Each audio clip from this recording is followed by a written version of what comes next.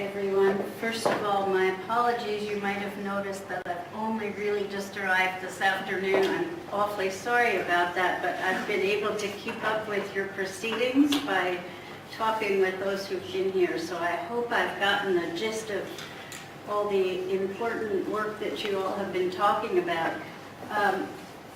I'm going to be very, very brief because I'm standing between you and the real closing speaker and perhaps a greeting from your president and then drinks and food.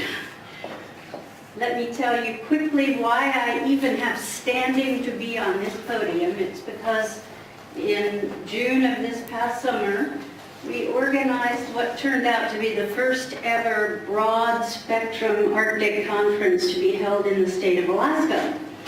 And the reason it's the first is because you might have picked up on the fact that in the U.S. there's not a very good understanding yet that we are in fact an Arctic nation. So we are not yet a member of the Convention on the Law of the Sea, although we hope there will be a vote on the treaty on the Senate floor in the next few months. In the meantime, it became clear to us from the vantage point of living in Alaska that industry isn't waiting, that the melting ice has given the flow of dollars or euros or whatever currency it is a sense of a green light to go have at it in that grand tradition of human exploration. And that's all well and good if we believe in capitalism, but as we've all learned the hard way, having other breaks on the process from the point of view of society's general interests is often a good thing. So at this conference, what we attempted to do was to pull together the many different voices and different perspectives on the development of the Arctic as it will affect Alaska and the United States. And if you could, somebody push to the next slide. The first thing we in Alaska realized, am I supposed to do this? Just show me which button. This one. Let's see if it works. Aha! So this is the first thing that we Alaskans realize, is that while we're a vigorously passionate participant in the dialogue of the Arctic, there are others who have more territory within the Arctic than we, and many others who aren't even in the Arctic, like China, who think they should be. And so this is very much an international dialogue, and we wanted to be sure that we, as the United States through Alaska, were a party to all conversations. And of course, as you know, there isn't even a clear definition of what the Arctic is. I've tried looking on the internet myself to find things like numbers of airports in the Arctic. Well, you can't find it. First of all, you can't even find a definition that includes territory that falls below the Arctic Circle, but that's affiliated with territory above the Arctic Circle, and so forth. So we use this map as a way of remembering that we are part of a world that is at the narrowest point very small, but as you go each degree of latitude further out, it gets more complicated and has more conflicted interests. Okay, I'm going to go to the next slide. This is the picture of what we use as a shorthand definition of existing infrastructure in the Arctic. And we look at this because there is enough infrastructure there for commercial activity to have begun already. And you all have heard about the shipping records that have been set so far for both speed and therefore distance in a record short number of days. The thing that I think overwhelms those of us who are in the places where there are fewer red dots and squares is that the economic activity, if you just look at the color, seems to be headquartered in northwestern Russia. We in Alaska and you in Iceland are at the two exit points of a shipping route.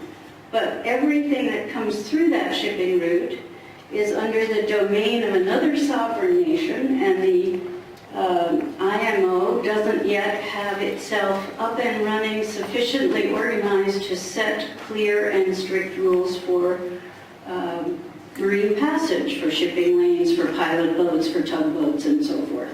And we all know about the dangers not just of moving ice, but of rocks and shallow water and so forth.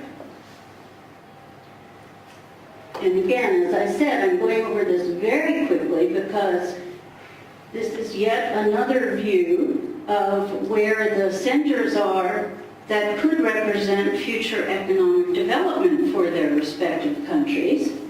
And what you will see is we in Alaska, in this view, have to consider that our economic development zone related to the Arctic goes clear down to the Aleutian Islands, because by many maritime definitions, Dutch Harbor is considered the entrance to the Arctic Ocean, even though it's very far south of the Bering Strait, which, as you can see, is where those two blue lines overlap just north of Nome.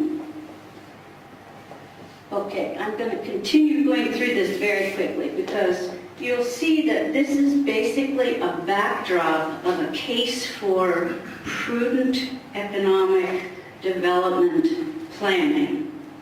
And we are hoping that it can be done by working through the system of organizations that are governmental and NGOs and local economic development, and most of all, taking into account the views of local people and the needs that they have wherever they are around these various lines.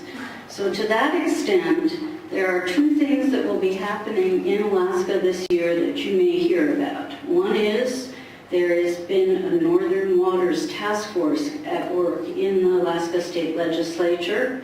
They've been taking public testimony around the state and are due to submit a report in this coming January. And at the same time the report is being written, another group of us, but all of us working together, are hoping to organize a nonprofit organization which we might well call the Arctic Imperative, just because we've used that phrase already.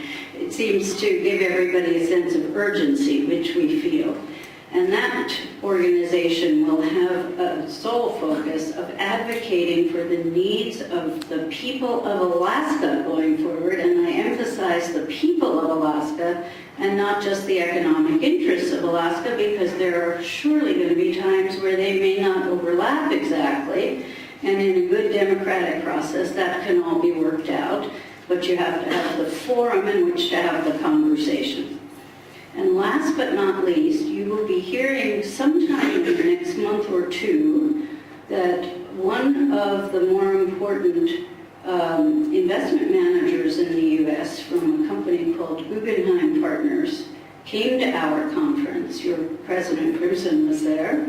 And he has taken an interest in perhaps developing a dedicated Arctic investment fund sometime fairly soon, maybe even in the next year.